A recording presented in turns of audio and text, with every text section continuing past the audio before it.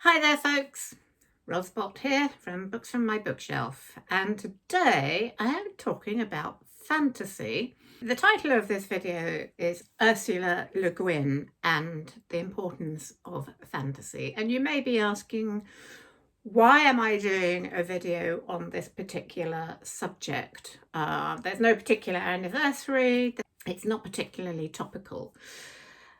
Last year around this time I did a list of books for Valentine's, but I'm not a great romance reader, so I don't really have anything to add to that kind of genre at the moment. So the reason I'm doing this now is because I've been dipping into this book. It's called Words Are My Matter by Ursula Le Guin.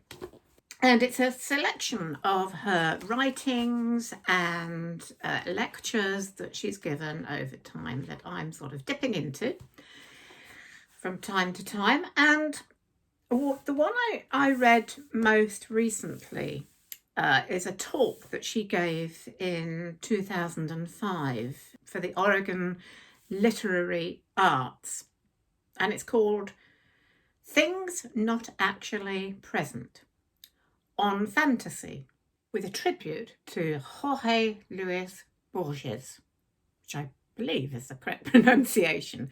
I haven't read any of Borges' works, but I really loved the things that Le Guin said about fantasy in this talk. And I just felt it was a really nice springboard for a video on fantasy. And I'm going to just kind of sum up this. I wish I could read the whole thing, but I think I'd get into copyright problems there. So I'll give you a few quotes from that and sum up her words on that.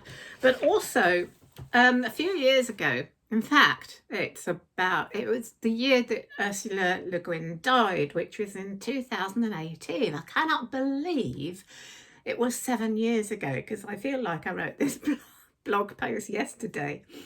When I heard that Le Guin had died, I wrote a blog post entitled Ursula Le Guin and the Fantasy / Science Fiction Genre, where I talk about why fantasy and science fiction is an important genre. And I would quite like to read that to you. You know, it's one of those things I'm a little bit proud of that blog post. I rather enjoyed writing it, and it's something I feel quite strongly about.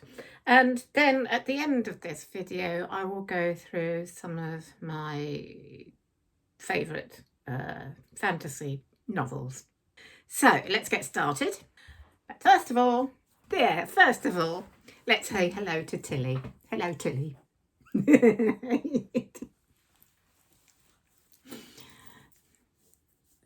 We always have to have Tilly time, don't we, in our videos, because you're a little star. Yeah, and everybody likes to see you. So let's just have a look.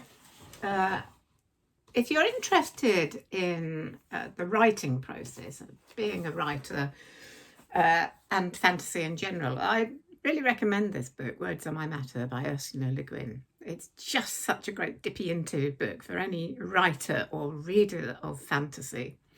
So it's published in 2016, so only just 2 years before she died, and I'm just really enjoying it.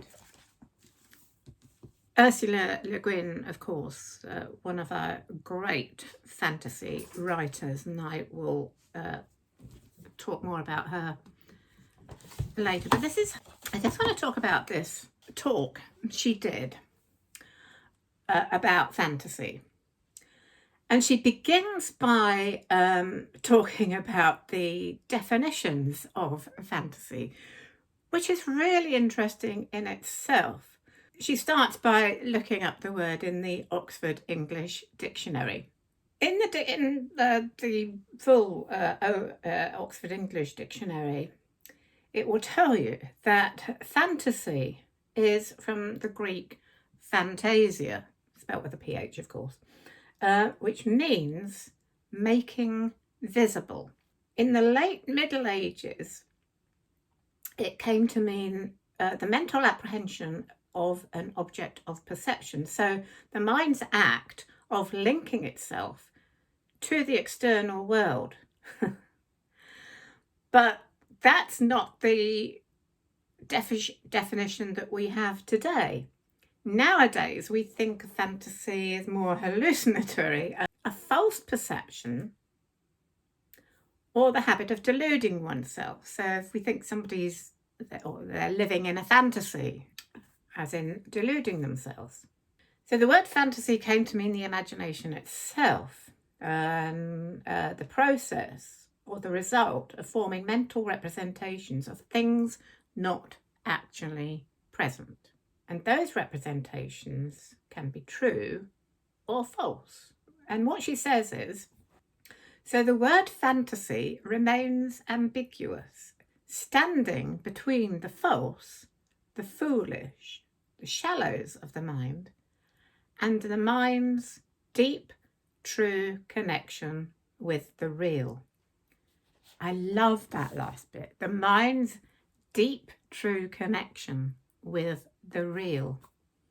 I love that idea because my feelings about fantasy, the fantasy genre in fiction, is that we are able to touch on the real, on the human, on the real deep nature of what it is to be human through the fantasy world.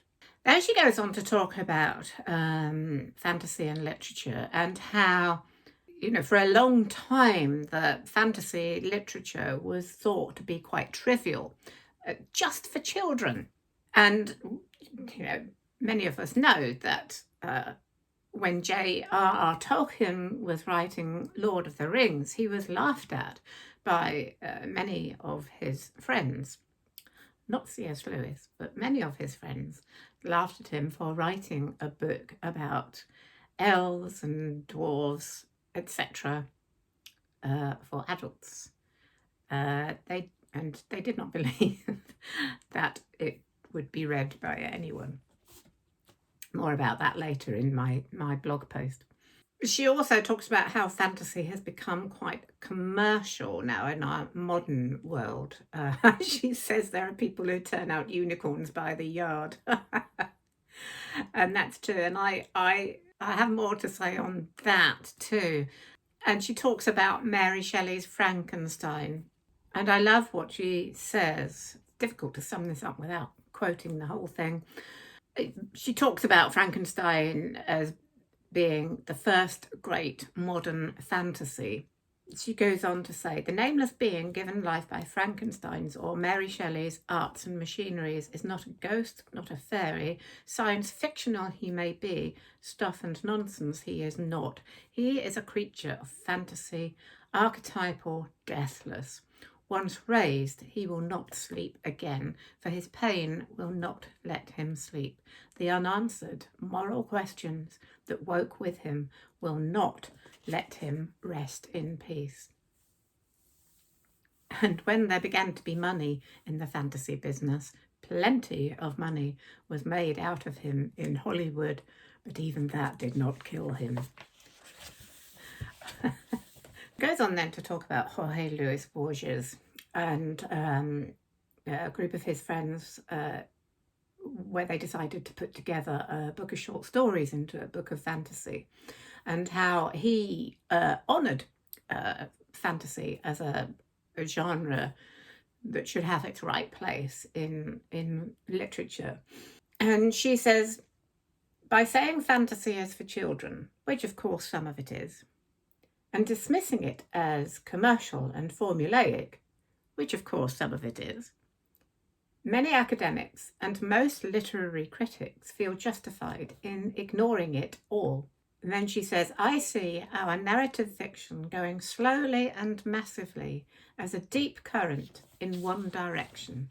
And that direction is towards the re-inclusion of fantasy as an essential element of fiction. Or, put it this way, fiction, writing it, reading it, is an act of the imagination. Again, I really want to quote this because there's no way of rewording it without losing something. And she talks about the difference between fiction and realism. Actually, fiction can be lots better than experience because it's manageable size, it's comprehensible, while experience just steamrollers over you and you understand what happened decades later, if ever. Fiction is terrific at giving factual, psychological and moral understanding, but realistic fiction is culture specific, whereas fantasy doesn't have that problem. Whether it's set in the real world or an invented one, its substance is psychic stuff, human constants, imageries we recognise. It seems to be a fact that everybody, everywhere, even if they haven't met one before, recognises a dragon. One more quote. She's talking about J.R.R. Tolkien. The central moral dilemma of our age and of this very moment now is the use or non-use of annihilating power. This choice was posed most cogently in fictional terms by the purest of fantasists. Tolkien began The Lord of the Rings in 1937 and finished it about 10 years later. During those years, Frodo withheld his hand from the Ring of Power, but the nations did not. Now, that's what Ursula Le Guin has to say in that particular talk that she gave. And now I hope you'll be happy for me to read my own blog post about Le Guin and the fantasy genre.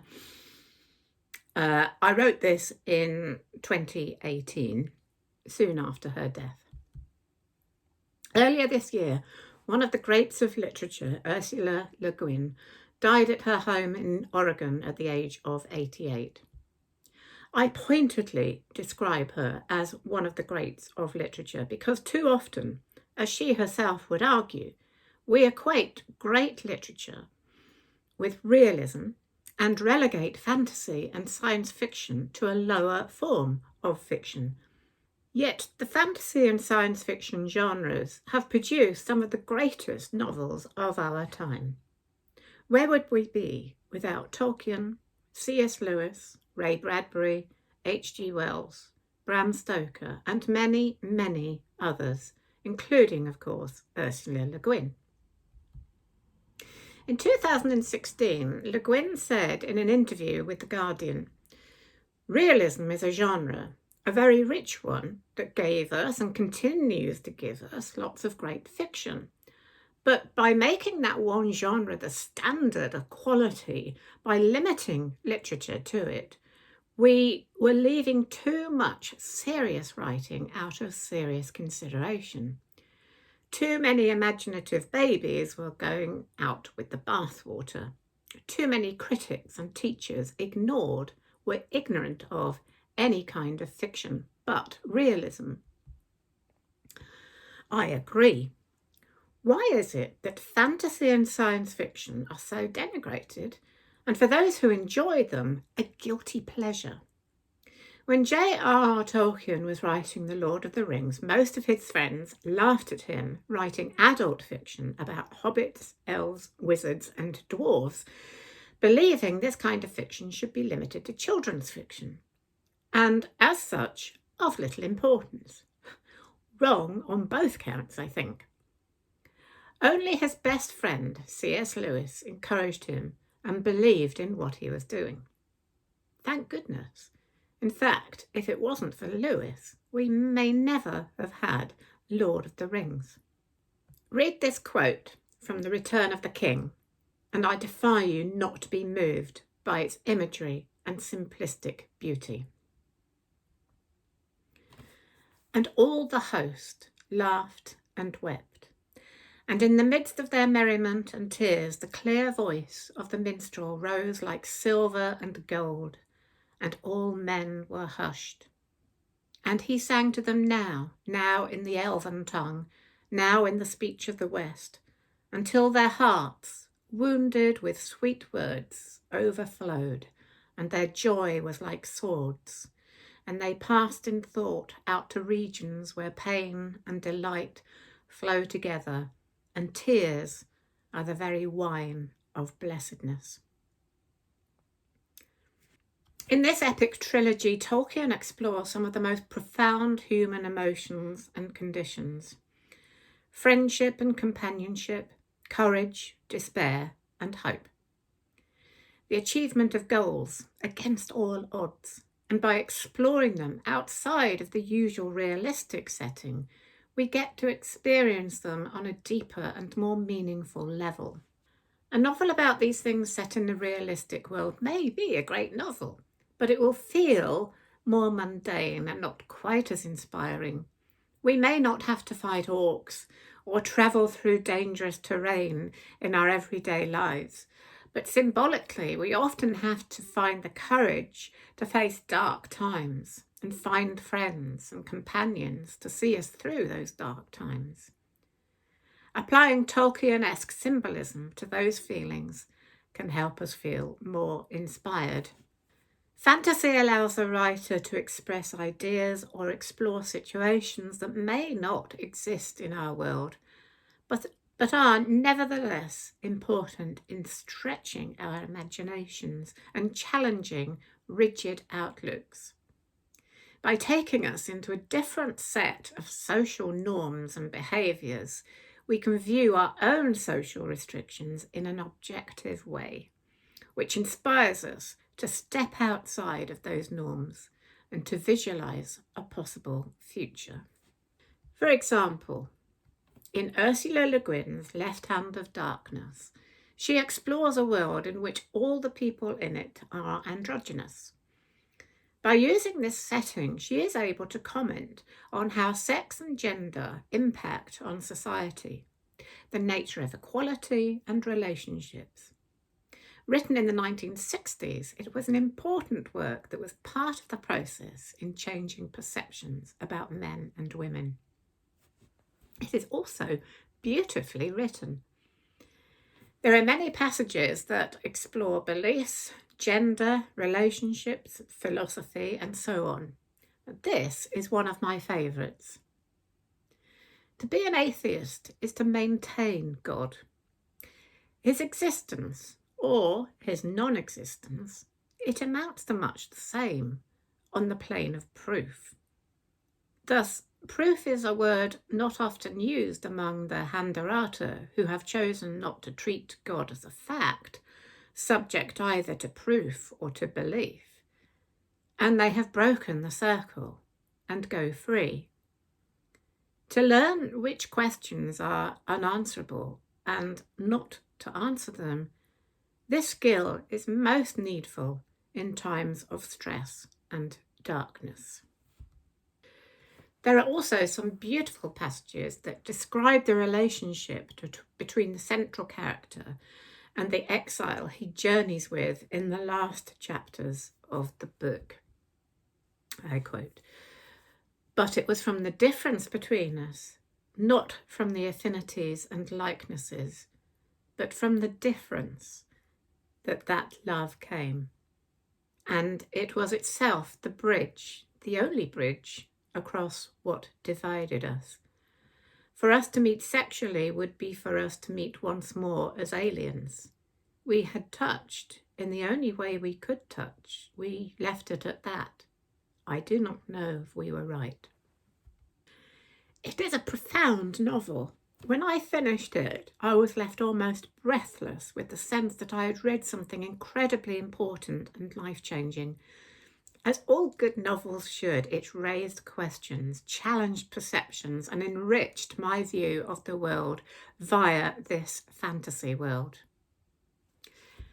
I first read Le Guin when I was a teenager, and my brother bought me a copy of The Wizard of Earthsea, which I absolutely loved. I read The Left Hand of Darkness about 2 years ago. I now intend to read more.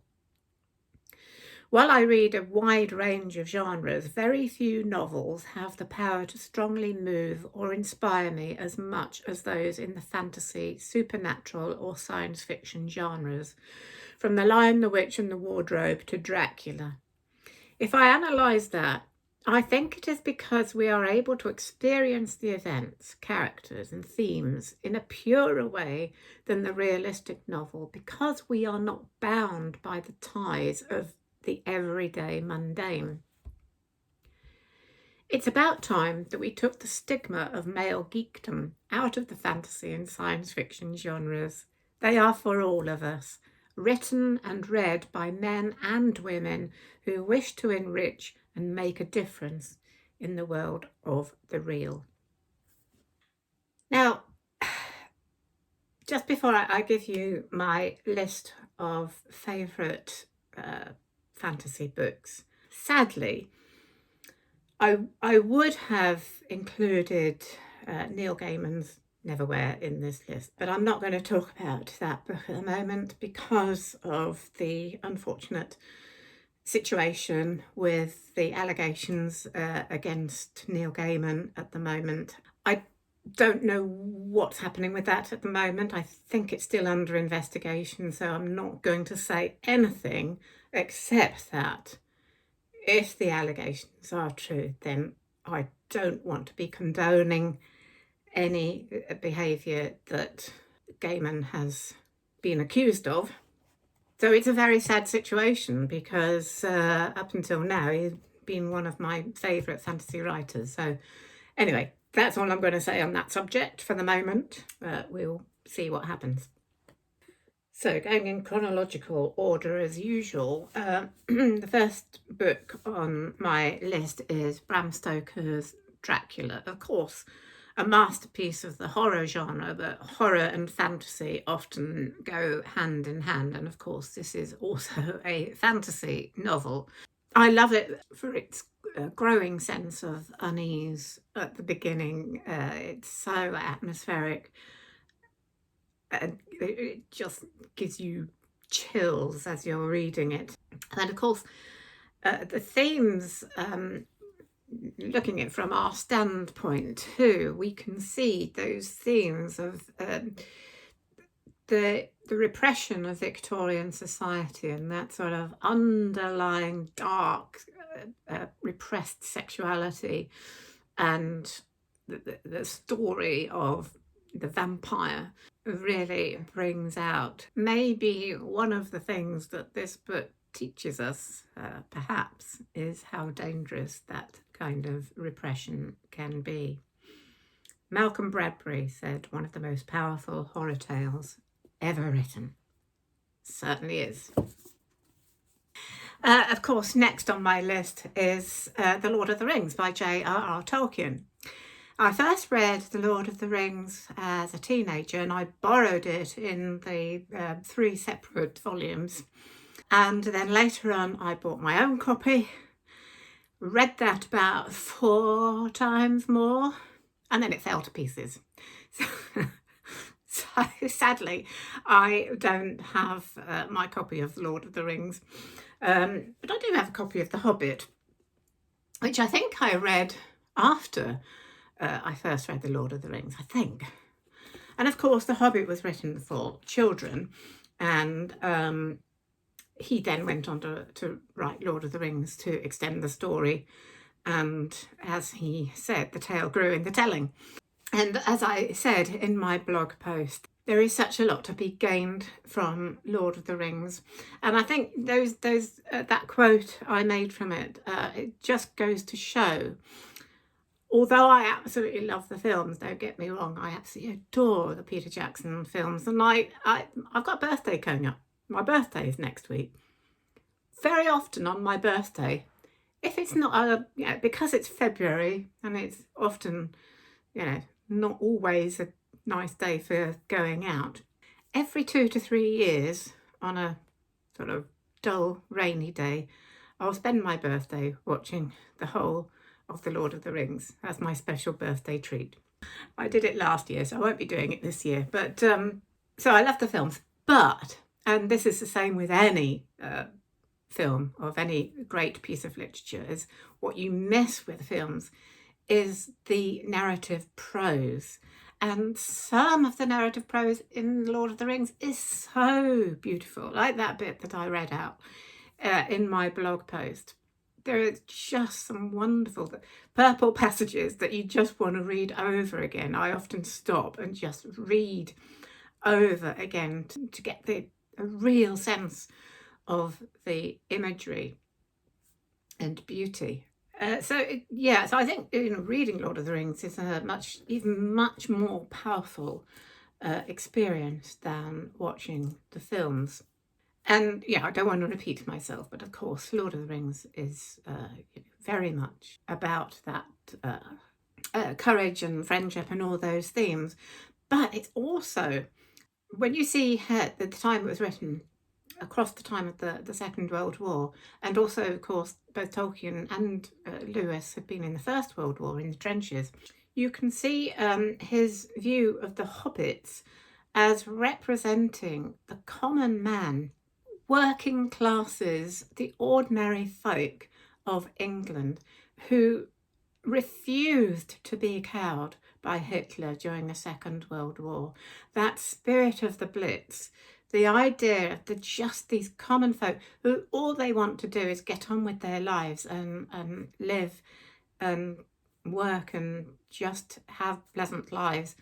When it was necessary, when the forces of evil came up and had to be addressed, they were prepared to stand up against that evil and become the heroes of the Second World War.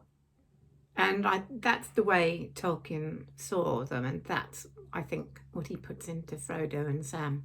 So, we are seeing a kind of realism through that fantasy tale. You might say, the good guys in The Lord of the Rings win against all odds. And to a large extent, we won the Second World War against all odds.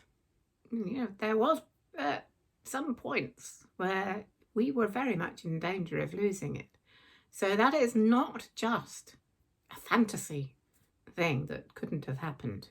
There is realism in the themes of fantasy, I suppose, is one way of putting it there. Anyway, I could ramble on and on about that, but let's go on to Tolkien's great friend, C.S. Lewis. And of course, as usual, I'm going to mention all these books.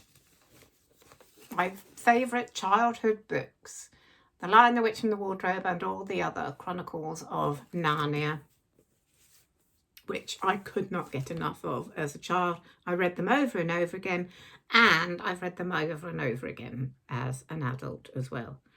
I have lost count of the number of times I've read them.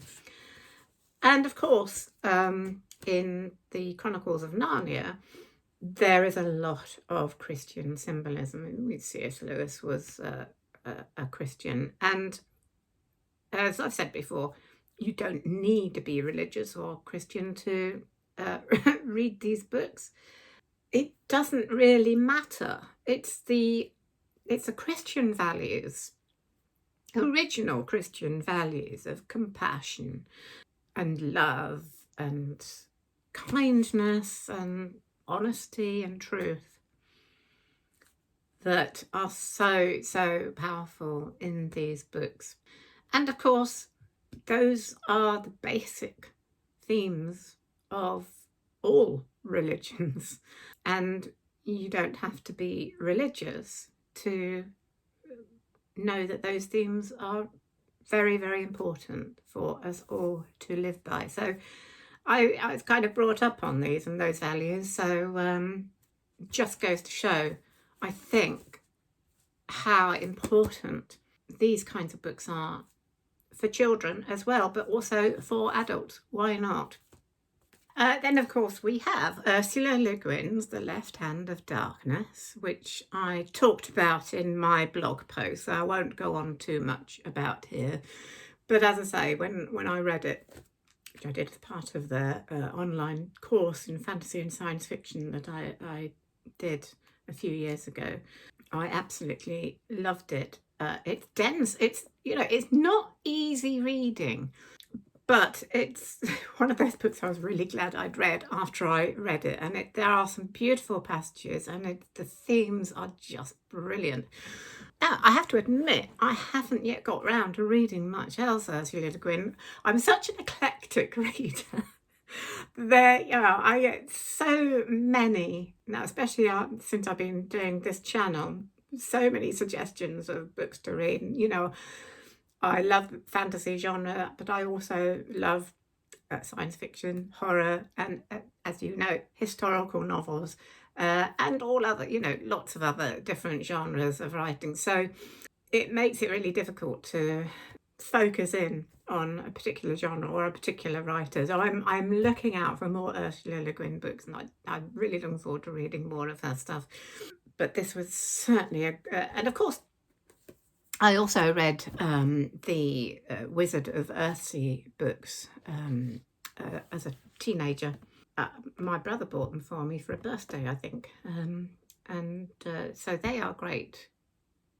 And they were written, I think, mainly for children. Another great trilogy, I think. Really, really readable and enjoyable. Then we come to Philip Pullman's trilogy of his Dark Materials with The Northern Lights. I think in America that was published as The Golden Compass. And the second one is The Subtle Knife. And the third one is The Amber Spyglass. I just made my way through these very, very quickly when I read them. And in fact, really interesting point here. Philip Pullman did not write them as children's stories. It was the publisher who insisted that they should be marketed for children. Obviously, within that mindset that fantasy is mainly for children. But these have extremely adult themes. And I felt, as I read them, because I bought them because I thought of them as children's books, and I thought these are really sophisticated for children's books. And because the main character is a child, I suppose a teenager or an adolescent, so that may be another reason why the publishers thought it would be marketed better for children. But I totally disagree. They are very much books that can be read as an adult, and they have really interesting themes, particularly that of the authority of the church. I mean, having said that I love C.S. Lewis books as a child, Philip Pullman was a little bit damning of the C.S. Lewis's religious symbolism. I believe in some of his interviews he has said that, but that's fine. That's okay. His symbolism is very much how religious authoritarianism is a bad thing. If we read about that in a realist novel, it would be, tough going, but when it's set in this wonderful imaginative fantasy, it's also pure entertainment, and we can get so much out of it whilst being entertained in that way at the same time. Then, of course, we have the Harry Potter books, beginning with the Philosopher's Stone, which I talked about recently the other day. They came out, that was published in 1997. It took me a while before I actually started reading them. I remember them coming out because where I worked, lots of people were reading them. And I didn't get round to reading them till much later. And I even had seen some of the films before I started reading the books. And they are great. I mean, I always thought that J.K. Rowling's ideas about magic and wizardry were so imaginative. The world she created at Hogwarts and all that was just very, very special. And it's not surprising that so many children just got completely entranced These are just wonderfully magical. And again, you know, we can see this the theme of courage and standing up against evil, against all the odds. And I think these kinds of books are really, really important in where we have children's fantasy, because it can give that feeling of more confidence and belief in one's ability to stand up in a dark world. So, the fact that they're fantasy is not the point. The point is that within that fantasy world, we have those serious themes that really can help people's mental health and their belief in what can be done. And the last book on this list is a book I read very, very recently. I finished reading it last month, and I did a review on this book in January, and it's Advent by James Treadwell. My introduction to this writer, and I've already bought the second in this trilogy. And this is, gosh, it's a book about pure ancient magic rising up in the modern world. And the main character finding out about himself. Again, this is a teenager, and he kind of stumbles through the first few chapters not knowing what on earth is going on, and nor do we. But he has to find himself throughout all this confusion and strange happenings and dangerous and scary happenings. He has to, within him, find his courage and his purpose. So again, in a pure fantasy book, we have that theme of somebody having to find their way in a world where dark and dangerous things are happening. So maybe my theme of fantasy today is not so untopical after all. I would love it if you gave me more suggestions for good fantasy novels. I'm going back to something that Ursula LeGuin said about the commercialism of fantasy. I myself am only interested in really good, well-written fantasy literature because there is this thing, because fantasy has become more popular in recent years. There is the thing of people jumping on the bandwagon, and there's been so many more books and films on fantasy, and I don't always like the look of them. They feel a bit like they're just writing about wizards and quests and things just because, hello, Tolkien's really popular, and people love wizards and dragons and all things like that, so I'll write about that, but without those underlying themes of humanity. If you don't have that, if you don't have that deeper, more profound underlying themes that mean something to humanity, then they're not going to interest me so much. So do give me suggestions about really, really well-written, profound novels of fantasy, and I will definitely look out for those. If you haven't seen my review of James Treadwell's Advent, I'll put that up there for you. Next week, I'll be reviewing the book I'm currently reading at the moment, which is not a fantasy, it's a detective story. I hope you've enjoyed this video on fantasy. Do let me your thoughts and ideas about the fantasy genre as well. In the meantime, I'm just going to go and see what the little dog is doing.